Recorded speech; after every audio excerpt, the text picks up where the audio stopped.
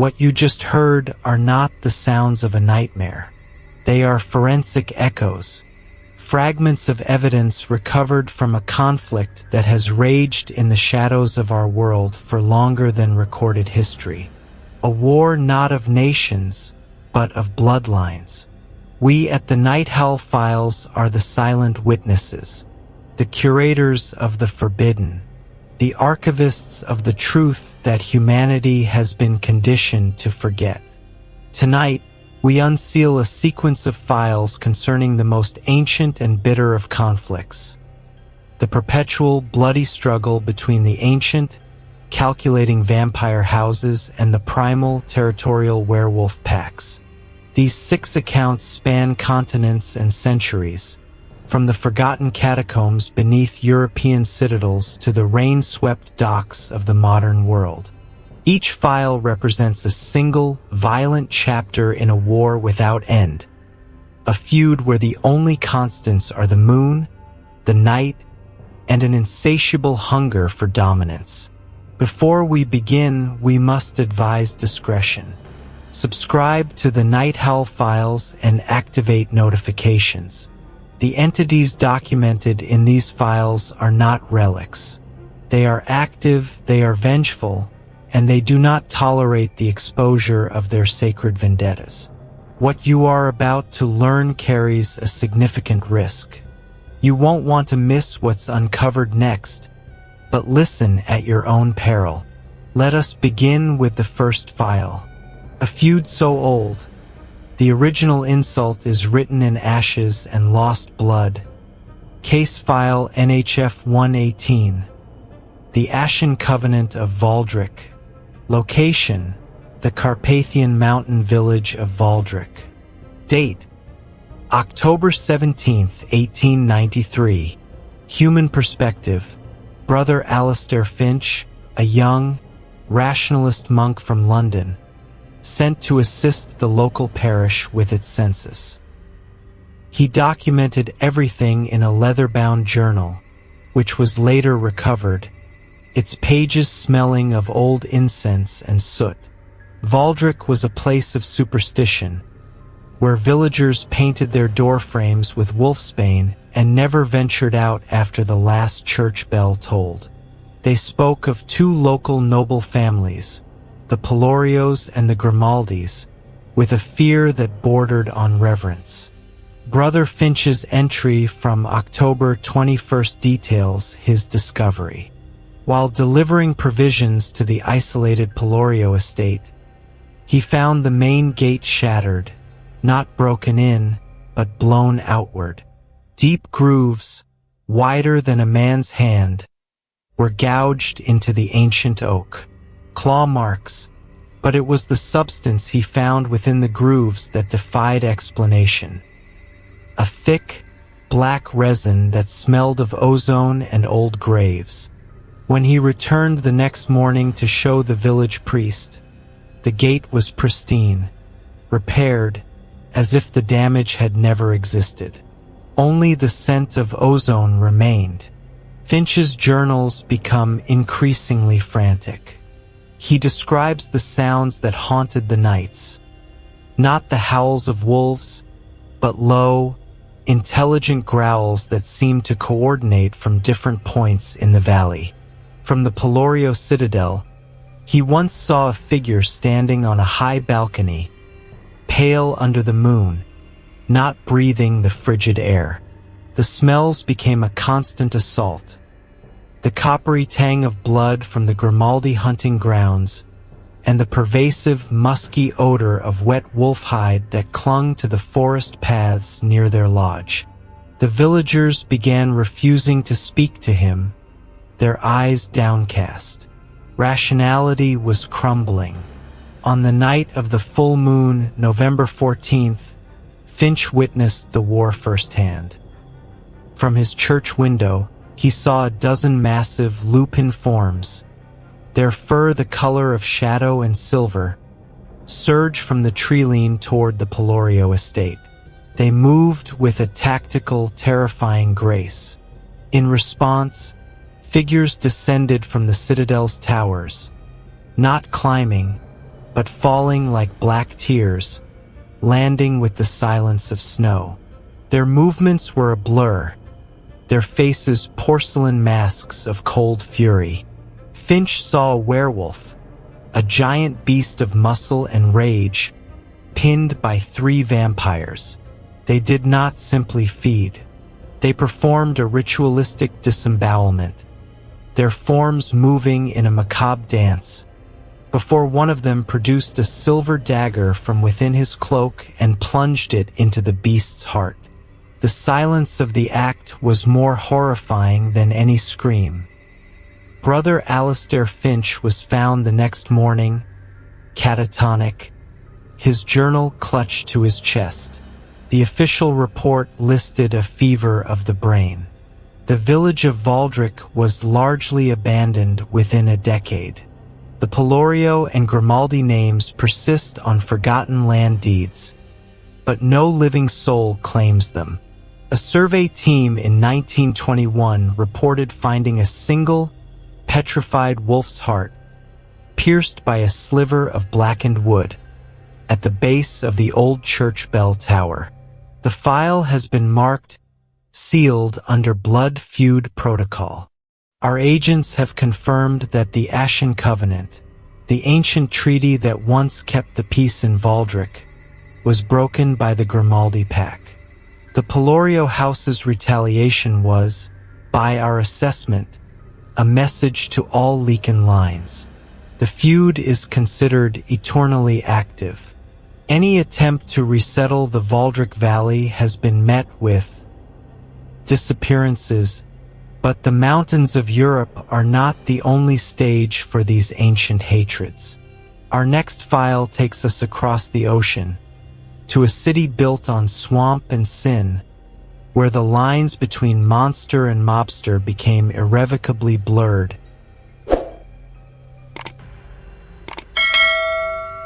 Case File NHF 155, The Bourbon Street Massacre. Location: the French Quarter, New Orleans, Louisiana. Date: a protracted conflict peaking in the summer of 1926. Human perspective: Detective Julian Leclerc, a war-weary and corruptible officer with the NOPD. His personal notes, official reports, and transcribed wiretap recordings form the core of this file. He was investigating a series of animalistic murders that were disrupting the profitable and politically protected underworld of the city. Leclerc's first clue was the venom. A bootlegger named Slick Sammy Perotti was found in an alley off Rue Royale, his throat torn out. Standard gangland fare until the coroner found a foreign substance in the wound, a neurotoxin that caused rapid paralysis and was, according to lab analysis, biologically impossible. The case was forced to stay open when a rival gangster, Etienne de Sade, was found the next night in a similar state, but with his body also covered in deep, precise lacerations, as if from a surgeon's scalpel. The press called it a turf war. Leclerc knew the weapons were not of this world. The city itself seemed to sicken. The humid air carried new scents beneath the usual aroma of jasmine and garbage. The cloying sweetness of decay from the de Sade family's territories, and a feral, hot-blooded stench from the Perotti-run docks. Leclerc's wiretaps picked up bizarre fragments, growled conversations about lunar tribute, and hissed warnings about territorial infringements. He once watched a Perotti enforcer, a hulking man named Bruno, get shot at point-blank range. The man simply snarled, the wound in his shoulder sealing with a sizzle, and fled on all fours with impossible speed. The world of men was a thin veneer over something far older and hungrier. The massacre occurred on August 12, 1926. The de Sade vampire house, elegant and ruthless, laid a trap in a Perotti-owned speakeasy. Leclerc arrived to a scene of otherworldly carnage. The Parodi pack, in half-transformed states of immense wolf-like horror, had been torn apart. Silver-laced buckshot peppered the walls, but the vampires had moved too quickly. They fought with an aristocratic cruelty, using broken bottles as daggers and their own flesh-rending nails. Leclerc saw the Desaad patriarch, Jean-Pierre, not with fangs, but with a mouth full of needle-like bones that extended to drain a werewolf dry in seconds. It was not a brawl. It was a systematic culling. The official report listed it as a gas main explosion coupled with a gangland shootout. 23 dead. Detective Leclerc submitted his resignation the next day and was committed to a sanitarium a month later, where he repeatedly scratched the same phrase into his cell wall. The wolves wear suits, the bats wear smiles. The Desadas consolidated their power, but to this day, the bayous around New Orleans echo with howls that promise retribution. This file is classified Eternal Vendetta. The Bourbon Street Massacre was not an end, but a declaration. The Parodi-Leakin bloodline was wounded, not eradicated. They have since retreated to the swamps, breeding a new, more feral generation. Our analysts predict a resurgent conflict is imminent. The city of New Orleans remains a powder keg, waiting for a single spark under the light of a gibbous moon.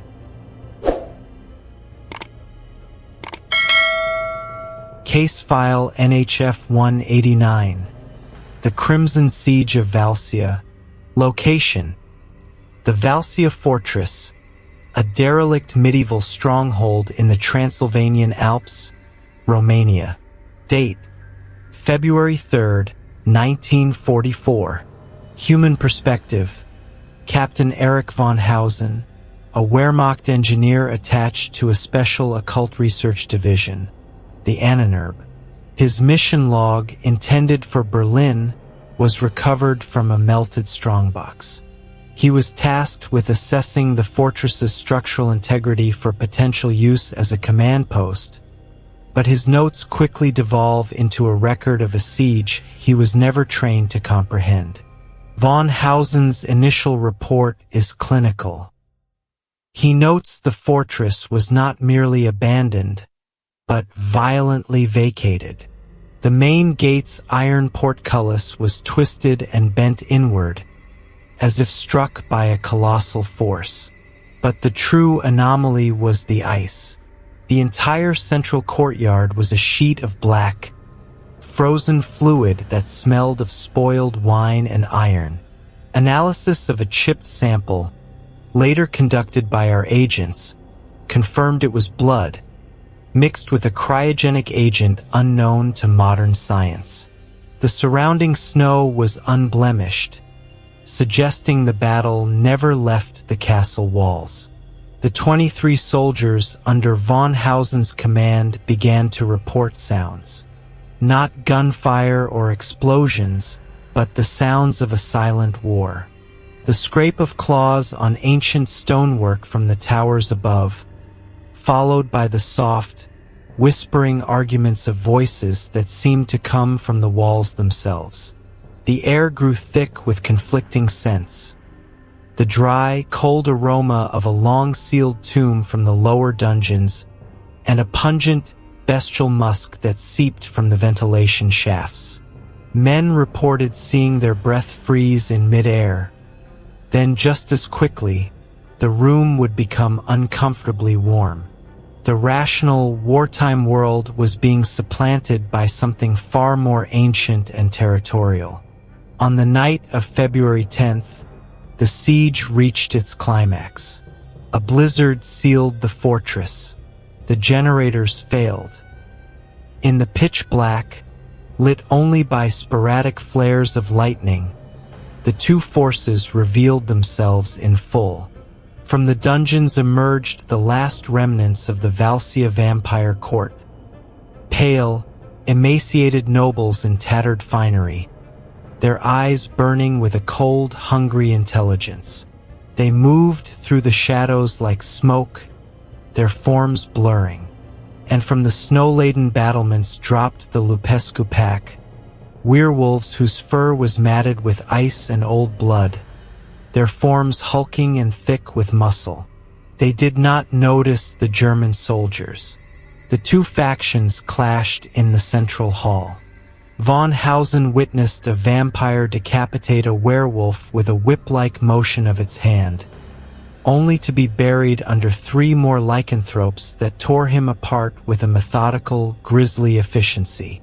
It was a battle of attrition, a fang against claw, fought with a hatred that had outlasted empires. Captain von Hausen and only 6 of his men survived, found days later by a patrol, half frozen and babbling about demons. The official Annenberg report was classified and later destroyed. The Vâlcea fortress was designated a loss. To this day, the structure stands empty, avoided by locals. Our long-range acoustic monitors still pick up sporadic, bestial growls and high-pitched, chittering shrieks from within its walls, suggesting the siege, in some form, never truly ended. This file is sealed under Eternal Standstill Protocol. The Crimson Siege was a last stand for both bloodlines, trapped together by the harsh winter and their own undying hatred. Our assessment indicates neither side achieved victory. They have devolved into a perpetual, parasitic conflict within the fortress, preying on each other in an endless cycle. The file remains open, as the entities are considered permanently contained, yet eternally dangerous. But not all feuds are confined to ancient stone. Some are forged in the steel and glass of the modern world, where the hunt has evolved, but the prey remains the same. Case File NHF 233. The Silicon Valley Hunt. Location: the corporate campus of Ethelred Pharmaceuticals, San Jose, California. Date: a series of incidents spanning the last quarter of 2021. Human perspective: Maya Jansen, a brilliant and cynical biosecurity analyst hired to investigate a string of bizarre corporate espionage and personnel disappearances. Her encrypted digital journal, email drafts, and voice memos were pieced together from a cloud server our order successfully penetrated. Jansen's first red flag was the genetic trash. While reviewing security footage for a suspected data thief, she noticed a cleaner emptying the office of Dr. Eris Thorne, head of proprietary research. The bin liner tore, spilling its contents. Among the usual detritus were used syringes and several gauze pads soaked in blood that was, according to her notes, impossibly dark and viscous. She had the samples quietly analyzed. The DNA was a chaotic, unstable mess, showing markers of a radical, forced mutation. The security footage of the alleged data thief, retrieved later, showed a figure moving through the laser grid with a fluid, boneless grace that was physiologically impossible. The Ethelred campus became a landscape of subtle horrors. Jansen's audio logs capture it. The faint electronic hum of the server room would sometimes be underpinned by a low, subauditory growl that caused migraines. The sterile, filtered air would occasionally carry the scent of ozone and hot metal from the executive floors. And, near the loading docks after dark, the distinct odor of wet earth and animal musk. Employees in the R&D department began showing signs of extreme paranoia and heightened aggression, their eyes becoming strangely light-sensitive. Jansen realized Ethelred wasn't just a company. It was a territory, and two rival predators were fighting for control of its resources. Jansen pieced it together. The corporate board, led by the eternally poised Elena Ethelred, was a coven of vampires, using the company's genetic research to find a synthetic substitute for blood to free them from the hunt. The security team, a private military contractor called Fenrir Solutions, was a pack of werewolves seeking to control the same research to stabilize their own violent transformations. The confrontation happened in the subterranean genetic archive. Jansen's hidden camera feed shows Elena Ethelred and her inner circle, their faces shifting into monstrous visages, moving with blinding speed to disarm the Fenrir operatives. The operatives, in turn, began to transform, their bodies swelling and tearing through their tactical gear. It was a clean, clinical, and brutal firefight. Silver-jacketed rounds versus UV flash charges. It was evolution meeting feud in a white room. The incident was reported as a catastrophic chemical leak. The entire Ethelred campus was quarantined and later demolished. Maya Jansen vanished 48 hours after uploading her final data packet to a secure server. Her last voice memo is a single, trembling sentence. "The wolves won. They have the research. The hunt is going corporate." Ethelred Pharmaceuticals and Fenrir Solutions have since dissolved, but our financial trackers have followed the flow of their assets into a new, monolithic conglomerate. The feud did not end. It was acquired. This file is classified active corporate assimilation. The Silicon Valley hunt represents a terrifying new phase in the ancient conflict. The feud is no longer about territory or simple sustenance, but about the very future of their species. The Leakin line, now in control of the research, has gained a significant strategic advantage. We are monitoring all global biotech firms for the emergence of what we have designated corporate packs. The war is no longer in the shadows of the forest, but in the shadow of the market.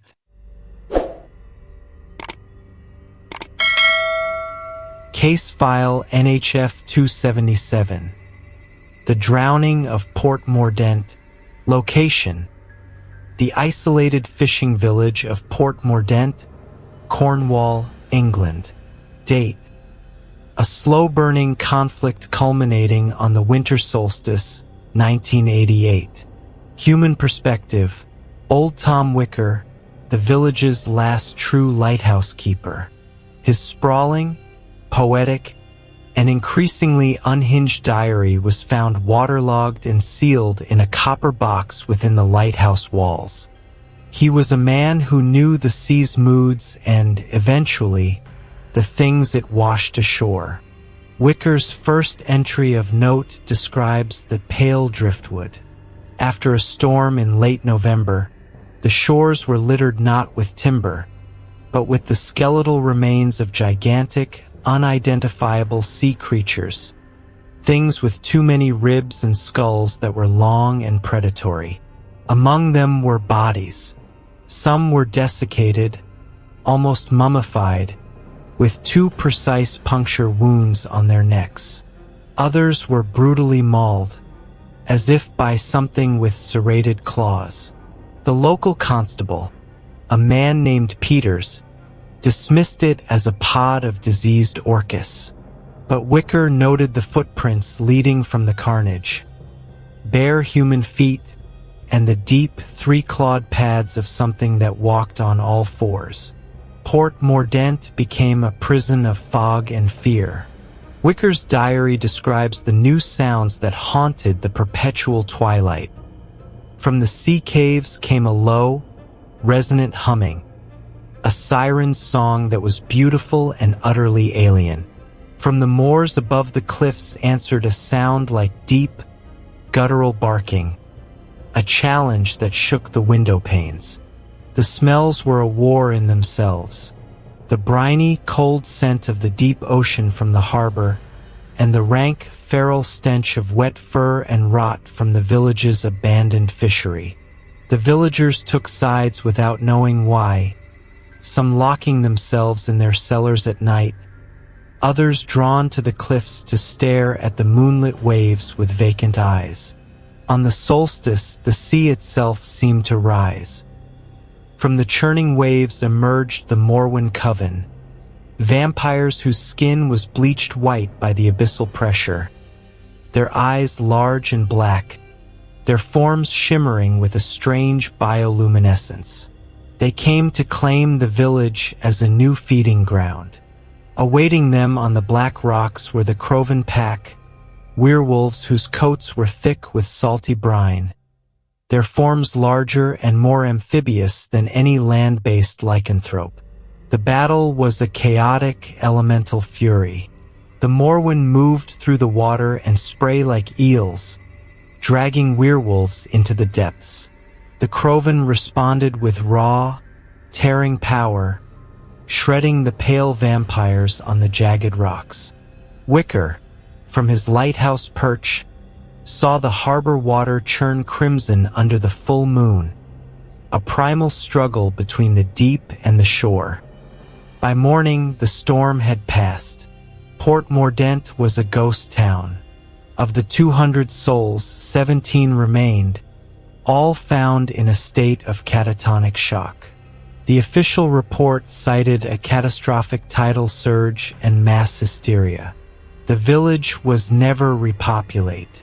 To this day, fishermen give the coast a wide berth, telling tales of pale faces seen in the waves during storms and hearing howls that seem to rise from the sea itself. This file is sealed under abyssal quarantine. The drowning of Port Mordent was a Pyrrhic victory for the Croven Pack. They halted the Morwen Coven's invasion, but at the cost of their own territory and stability. Our maritime division has since documented sightings of the amphibious Croven on remote coasts, and sonar has detected structured, non-terrestrial habitats in the deep trenches near the village.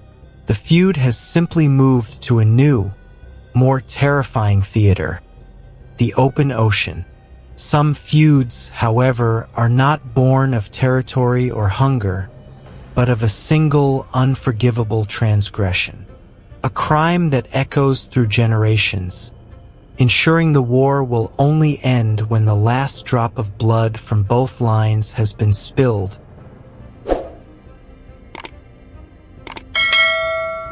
Case File NHF 301. The Scourge of Blackstone Weald. Location: the Blackstone Weald, an ancient and blighted forest on the Anglo-Scottish border. Date: an ongoing, multi-generational conflict with its most recent documented engagement on the night of October 31st, 2019. Human perspective: the collective testimonies of the MacLeod and Harlow families, recorded by our field agents over decades. These are not mere witnesses. They are the last surviving scions of the warring bloodlines, their histories so intertwined with the feud they have forgotten how it began. The origin is legend, but the evidence is in the blood. In 1742, Alistair Harlow, patriarch of the local Werewolf Pack, allegedly killed the only son of Lord Silas MacLeod, the region's vampire lord. In retaliation, MacLeod used his ancient arts to curse the Harlow land, the Blackstone Weald, ensuring any Leakin who transformed within its bounds would be driven into a permanent, mindless rage. The first sign for our modern observers was the soil itself. Samples taken from the Weald are toxic, saturated with a silver-based compound and a unique vampiric enzyme that acts as a psychic irritant to the lycanthropic nervous system. The Weald is a place of perpetual dissonance. The sounds are a tapestry of hatred, From the MacLeod Mausoleum, built on the Weald's edge, one can hear the faint, elegant strains of a funeral dirge played on a violin that never falls silent. From the forest depths, the constant, frantic scratching of claws on bark and the pained, ragged breathing of beasts trapped in their own fury. The air is thick with the smell of blighted, silver-tainted earth and the hot, coppery scent of the Harlow's self-inflicted wounds as they endlessly battle the curse. The feud reignites with every lunar cycle. Our agents observed the Halloween engagement of 2019. The Harlow Pack, their eyes wild with the scourge, surged from the Weald in a disorganized, frenzied wave. They were not hunting. They were vomiting their rage onto the world. Awaiting them at the tree line were the MacLeod vampires, standing in a perfect, silent line. They did not move to meet the charge. They simply stood, allowing the wolves to break upon them. They fought with a cold, contemptuous precision, dismantling the frenzied beasts with an economy of motion that spoke of centuries of practice. It was not a battle. It was a culling, a grisly tradition maintained out of pure, undiluted spite. There is no cover-up. The local authorities simply list the recurring deaths as animal attacks or clan violence. The MacLeod and Harlow names are synonymous with a bitter, local tragedy. The population of both bloodlines has dwindled to a handful. They no longer fight for victory, for land, or for power. They fight because it is the only thing they remember how to do. This file is classified Omega Scenario, Inevitable Extinction. The scourge of Blackstone Weald is a feud that has become a death cult. The Order has determined that intervention is impossible. The psychic and chemical bonds are too deep. We monitor the bloodlines, recording their final, slow suicide. The verdict is simple. They will continue until the last Harlow tears out the throat of the last MacLeod, and the Blackstone Weald falls silent forever. Some feuds, we have learned, are cancers, and the only cure is annihilation. These 6 files from our archives: Valdrik, New Orleans, Vâlcea, Silicon Valley, Port Mordent, Blackstone Weald. They are not isolated incidents. They are battlefields in the same endless war. A war fought over territory, over resources, over slights centuries old. A war between two forces that see humanity not as the enemy, but as the landscape upon which their eternal feud is etched. The evidence is irrefutable. Whether in the misty Carpathians or the sterile corridors of a tech campus, the pattern repeats. The cold, calculating strategy of the vampire houses, building their power in silence and shadow. The raw, territorial fury of the Werewolf Packs, a force of nature that cannot be tamed, only contained. And caught between them we stand, often unaware, often unbelieving, until the night spills over into our world. The lesson of these blood feuds is a simple, brutal one. The night is not empty. It is governed by rules older than any kingdom, and those who break them seldom live to tell the tale. Werewolves, vampires, their conflict is the engine of a hidden history. Some seek to coexist. Others see us only as sustenance or pawns in their ancient games. But every recorded encounter carries the same warning. The moon never shines on innocence, and the shadows have long, long memories. If you have encountered something you believe belongs in our records, a sign you cannot explain, a story passed down through your family that chills the blood, a figure in the periphery of a photograph that should not be there, Submit your account in the comments below. The Order reviews all testimonies. Some are chosen for investigation. Your voice could be the next piece of evidence added to the archive. Subscribe to NightHowl Files. Keep your lanterns close. The shadows move quickly, and the next name in these archives could be yours. This has been a declassified transmission from the NightHowl Files. Until the next moon rises, stay awake, stay wary, and never walk alone.